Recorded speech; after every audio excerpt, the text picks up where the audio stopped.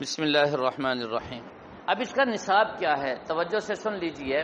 52.5 تولے چاندی کی قیمت یا 52.5 تولے چاندی، 52.5 تولے چاندی کی قیمت کا سونا ہو، چاندی ہو، نقدی ہو، مال تجارت ہو، مال تجارت میں دکان کا سامان بھی آ گیا، پلاٹ اور گاڑی جو برائے فروخت ہے وہ بھی آ گئی، کوئی مکان برائے فروخت ہے تو وہ بھی آ گیا۔ اسی طرح برائے تجارت جتنی بھی چیزیں ہیں چاہے کسی شکل میں بھی ہیں وہ سب اس میں شمار ہوں گی۔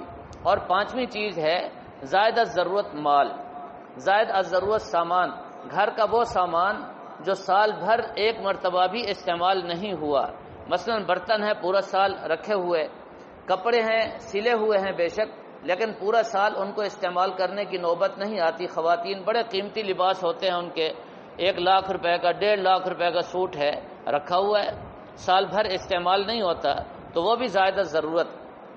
اور آلات لہو و لعب جتنے بھی ہیں یہ سب کے سب زائد ضرورت ہیں۔